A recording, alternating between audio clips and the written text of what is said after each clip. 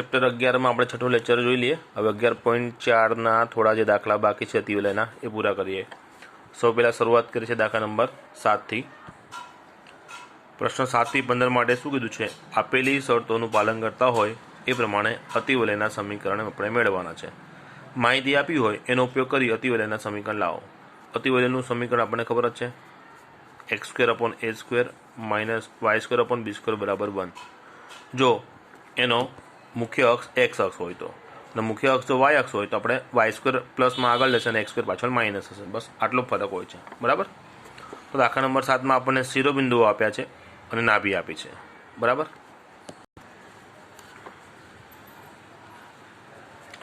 દાખલા નંબર 7માં જે નાભી આપી છે એ નાભીના યામ કયા છે? ±30, જેનો y યામ 0 છે। નાભી કયા અક્ષ પરની થઈ? x અક્ષ પર થઈ। નાભી ±30 છે જે x અક્ષ પર છે, માટે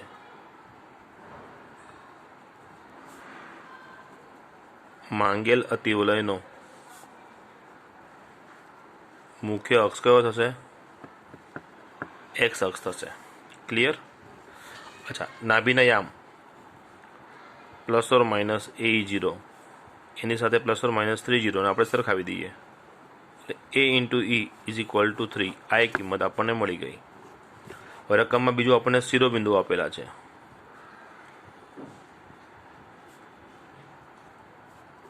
શિરોબિંદુઓ કયા છે? ±20। કયા અક્ષ પરના છે? x અક્ષ પરના થયા, y યામ 0 છે એટલે, તો એને આપણે ±a0 સાથે સરખાવી દઈએ એટલે એની કિંમત આપણને 2 મળી જાય, એ મળી ગઈ। હવે બી શોધવા માટે ઉત્કેન્દ્રતાનું સૂત્ર આપણે વાપરીએ તો અતિવલય માટે ઉત્કેન્દ્રતાનું સૂત્ર શું થાય? b² = a² × e² - 1। અતિવલયમાં એની કિંમત 1 કરતાં વધારે હોય છે એટલે આપણે e² - 1 લઈએ છીએ, બરાબર। આપણી પાસે એની કિંમત છે અને a × eની છે। ઉપવલયમાં દાખલામાં આપણે આ જ મેથડો જોઈ લીધી છે, એટલે આમ જોવો તો તમારે રિવિઝન ટાઈપની જ પરિસ્થિતિ કહેવાય। આ a² - a²। હવે a × eની કિંમત આપણી પાસે 3 છે એટલે આ 3² થઈ જાય, એની કિંમત 2 છે એટલે b² બરાબર કેટલા થઈ જાય? 9માંથી 4 ગયા એટલે 5। b² ની કિંમત 5 આવી ગઈ છે એટલે આપણે વર્ગમૂળ લેવાની જરૂર નથી, માટે માંગેલ અતિવલયનું સમીકરણ મુખ્ય અક્ષ x અક્ષ છે એટલે x² / a² - y² / b² = 1। a² ની કિંમત એ અહીંયા 2 છે એટલે a² ની કિંમત 4 થઈ જશે અને b² ની કિંમત 5 આપણને આપેલી છે। ક્લિયર? તો જે આપણે 7મો દાખલો જોયો એક્ઝેક્ટ એ પ્રમાણેની રકમ છે।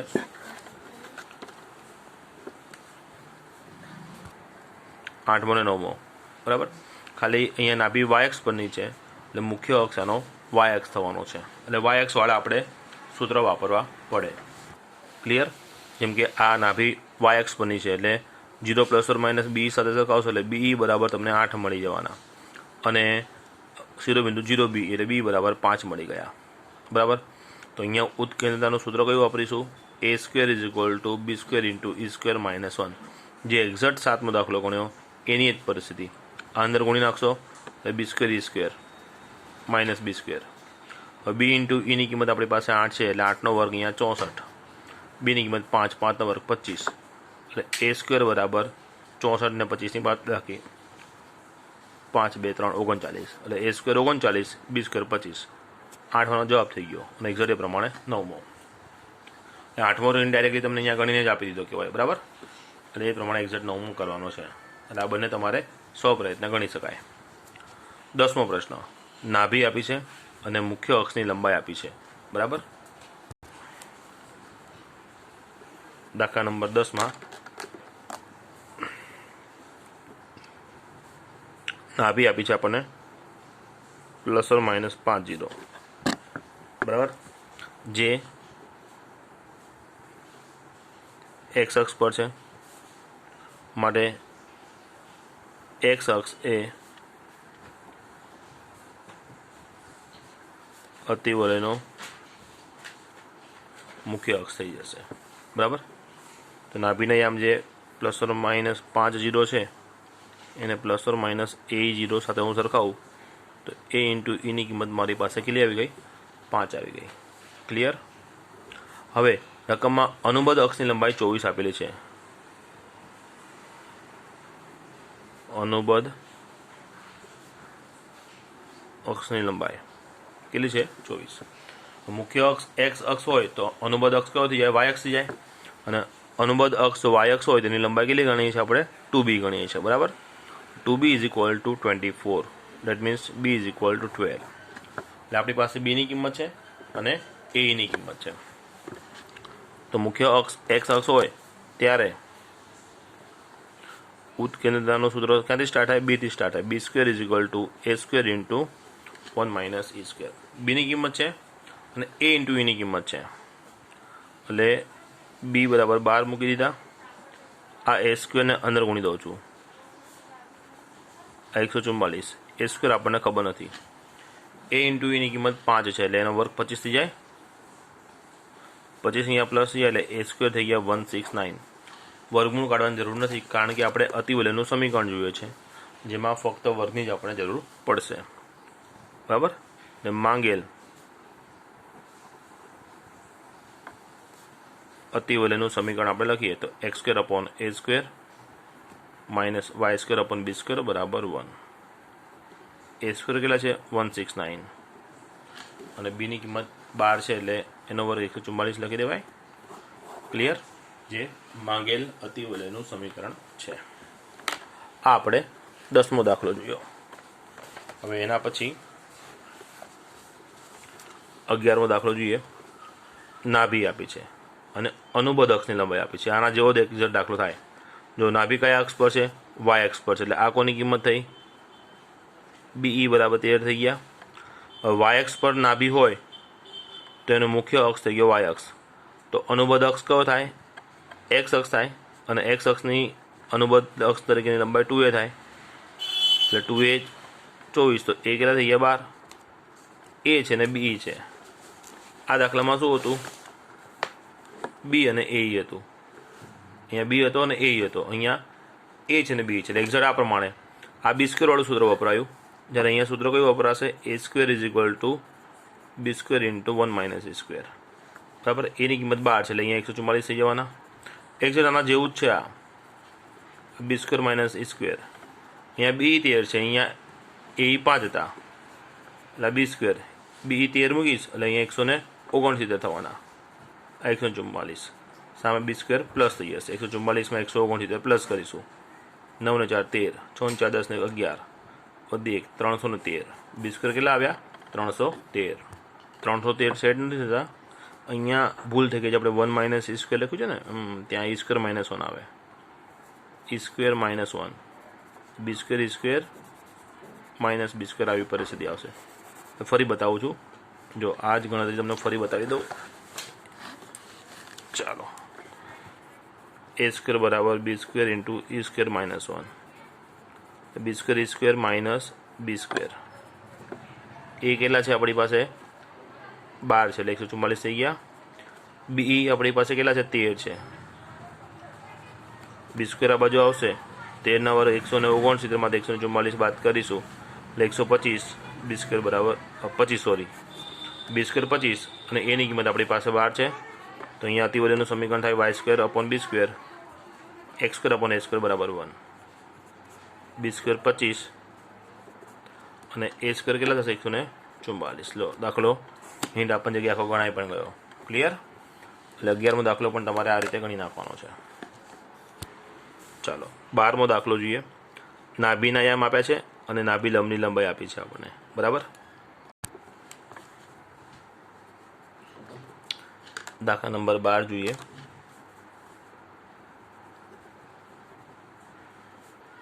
નાભીઓ ±3√5 0. નાભી આ પ્રમાણે છે જે એક્સ અક્ષ પર છે માટે અતિવલયનો મુખ્ય અક્ષ એ એક્સ અક્ષ થઈ જશે.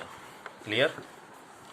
ચલો નાભી જે આપણને ±3.50 આપી છે એને ±AE0 સાથે સરખાવો તો એની કિંમત થઈ જાય 3√5.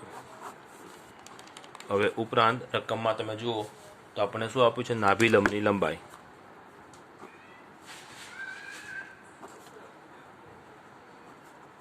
કેટલી આપી છે? 8 આપી છે. હવે અતિવલય માટે નાભી લંબની લંબાઈ, હવે એક્સ અક્ષ એનો મુખ્ય અક્ષ હોય એ સમયનું સૂત્ર આપણે લગાવવાનું છે. નાભી લંબની લંબાઈ કેટલી થઈ જાય? 2b² a = 8. ક્લિયર? હવે b² 8a. હવે 2 અહીંયા કટ થઈ જાય તો 4a થઈ જાય. 2 ચોક 8 અને b² છે એ લખી નાખ્યા. b² ની જગ્યાએ આવે a² × e² - 1 4a લખી શકાય. આ a² e² - a². હવે a × e ની કિંમત આપણી પાસે છે 3√5. તો 3√5 નો વર્ગ કરીએ તો 3 નો વર્ગ 9, √5 નો વર્ગ 5, એટલે 2 નો ગુણાકાર 45 થાય. એટલે આ થઈ ગયા 45. a² માઇનસ સામે ગયા એટલે પ્લસ થયા, +4 એ તો છે જ, 45 સામે ગયા એટલે માઇનસ થાય. 45 ની બાદબાકી 4, 9 × 5 = 45, એટલે a + 9 a - 5 = 0. એટલે a બરાબર -9 અથવા a બરાબર 5. એટલે a < 0 જે શક્ય નથી. એટલે એની કિંમત આપણને કેટલી મળી? 5 મળી ગઈ. બરાબર. હવે બી શોધવા આ નંબર 1 આપી દઉં તો એની કિંમત 5 અહીંયા મૂકી દઈશ એટલે મને બી મળી જશે. તો પરિણામ 1 પરથી b² = 4a છે. એની જગ્યાએ 5 મૂકી દઉં તો b² ની કિંમત કેટલી થઈ ગઈ? 4 × 5 = 20. એટલે એ આવ્યા 5, b² આવ્યા 20. માટે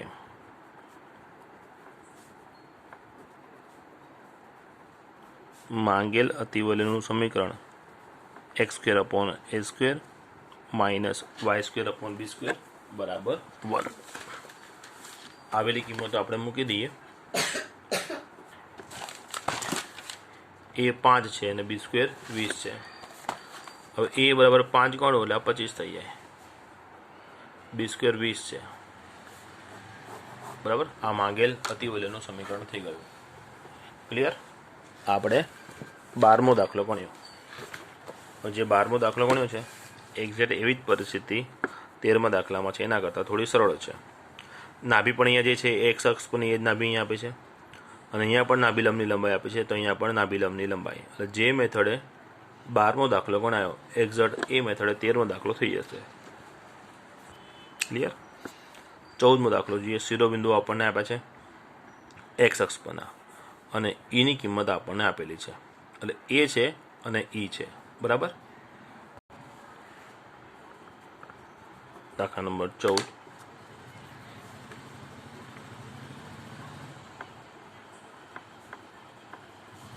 શિરોબિંદુઓ આપણને કયા આપ્યા છે?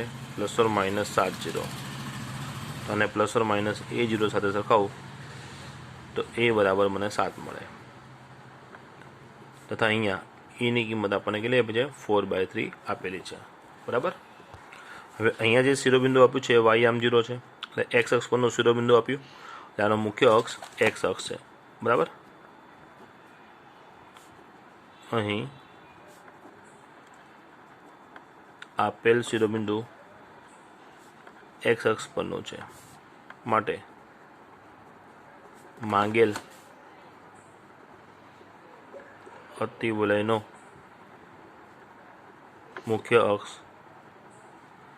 એક્સ અક્ષ છે. તો એ આવી ગયો છે. ખાલી બી સુધારવાનું રહે. તો મુખ્ય અક્ષ એક્સ અક્ષ હોય તો સૂત્ર b² = a² × e² - 1. આપણી પાસે એની કિંમત છે અને ઈની કિંમત છે, તો a બરાબર 7 મૂકી દઈશ, ત્યાં 49 થઈ જશે. એની કિંમત 4/3 છે. બરાબર. 49, 4 નો વર્ગ 16, 3 નો વર્ગ 9, અહીંયા માઇનસ થશે, છેદમાં 9 ખરા. 49, 16માંથી 9 જાય તો 7, નીચે 9.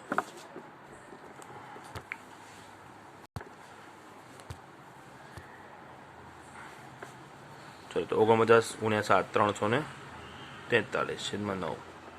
આ કોની કિંમત થઈ ગઈ? b². માટે માંગેલ અતિવલયનું સમીકરણ x square upon a square minus y square upon b square બરાબર 1. તો એની કિંમત કેટલી છે આપણી પાસે 7, બરાબર. એની કિંમત 7 અહીંયા મૂકી દઈએ એટલે આ થઈ જશે 49. y સ્ક્વેર અપોન b સ્ક્વેરની કિંમત છે 343 અપોન 9 ઇક્વલ 1, બરાબર. 9 અહીંયા ઉપર જતો રહેશે. હું તમને ખાલી અહીંયા પાનું નથી ફેરવતો, પણ અહીંયા સમીકરણ લખીને બતાવું છું. x સ્ક્વેર અપોન 49, પછી y સ્ક્વેર છે, નીચે 343 છે, એના છેદમાં જે 9 છે અહીંયા ઉપર જતા રહેશે, બરાબર 1. જે માંગેલ અતિવલયનું સમીકરણ થશે. ક્લિયર? 15મો દાખલો જોઈએ. નાભી આપી છે 0 ± √10 અને 2, 3માંથી પસાર થતા, એટલે માંગેલ અતિવલય પરનું એક બિંદુ આપ્યું છે અને એની નાભી આપી છે, બરાબર.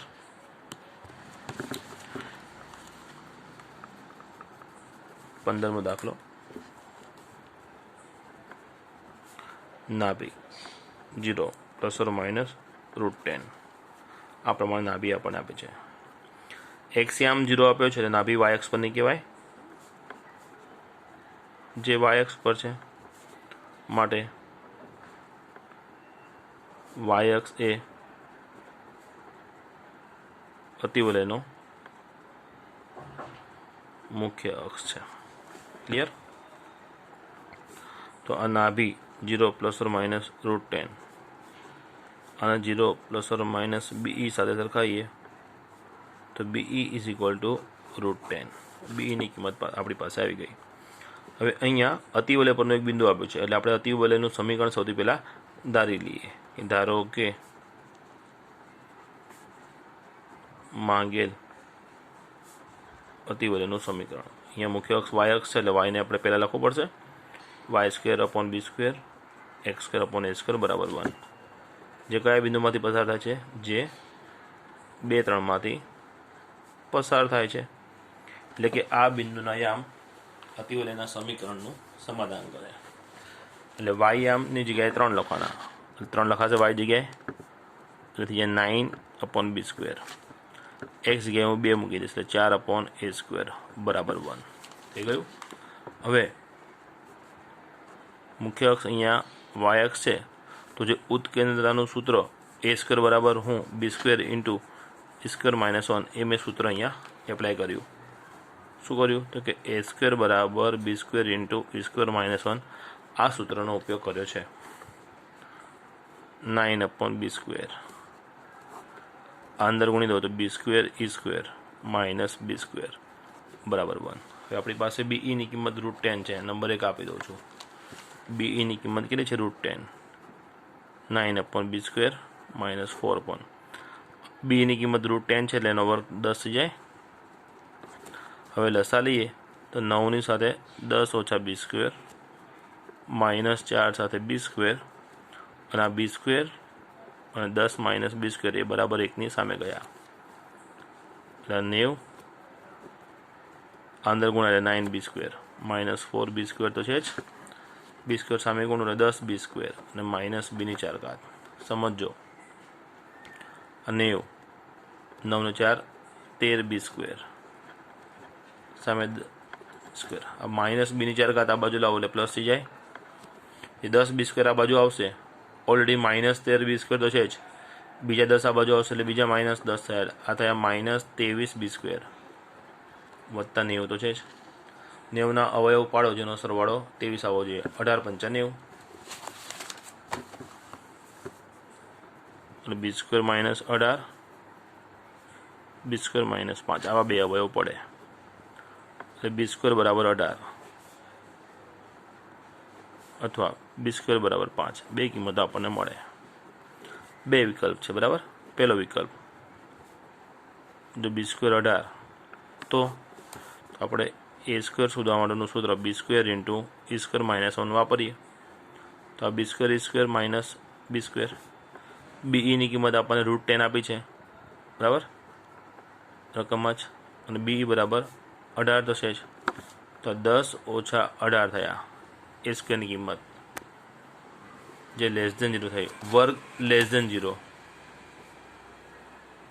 જે શક્ય નથી. પહેલો વિકલ્પ તો શક્ય બન્યો નહીં. બીજો વિકલ્પ લઈએ. બીજા વિકલ્પમાં બી સ્ક્વેરની કિંમત 5 આપણને આપી છે. હવે જો બી સ્ક્વેર બરાબર 5, તો એનું એ જ સૂત્ર એ શોધવા માટે, બી સ્ક્વેર ઇન્ટુ ઈ સ્ક્વેર માઇનસ 1, બી સ્ક્વેર ઈ સ્ક્વેર માઇનસ બી સ્ક્વેર. બીની કિંમત √10 છે, તેનો વર્ગ 10 થઈ જાય, અને બી સ્ક્વેર તો આપણને અહીંયા 5 લીધેલા જ છે, તો એ સ્ક્વેર પણ કેટલા આવ્યા? 5 આવી ગયા. એટલે એ અને બી બંને મળી ગયા. માટે માંગેલ અતિવલયનું સમીકરણ મુખ્ય અક્ષ વાય અક્ષ એટલે Y square upon B square X square upon A square બરાબર 1, Y square upon 5 minus X square upon 5 બરાબર 1. બરાબર, આ આપણો ફાઇનલ જવાબ થઈ ગયો છે. પણ ખાલી જાણકારી માટે કે અહીંયા બેનો છેદ સરખો છે, તો હું લસા લઈ લઉં તો Y square minus X square બરાબર 5 થઈ જાય. એટલે આ એવો અતિવલય છે જ્યાં એ અને બીની કિંમત સરખી છે. તો જાણકારી માટે ખાલી આ વસ્તુ લખી શકાય, જે લંબાતી વલય છે. બરાબર, જે અતિવલયમાં એ અને બીની કિંમત સરખી હોય એને આપણે શું કીધું છે? લંબાતી વલય. ક્લિયર? તો અહીંયા આપણે 11.4 અને સાથે 11મું ચેપ્ટર પણ પૂરું થાય છે. બરાબર, 2 ઉદાહરણ, એક 15મું ઉદાહરણ અને એક 16મું ઉદાહરણ તમારે પ્રયત્ન કરી લેવાના. જે બે આજે દાખલા ગણ્યા છે આપણે એ પ્રમાણે થવાનું છે. બરાબર.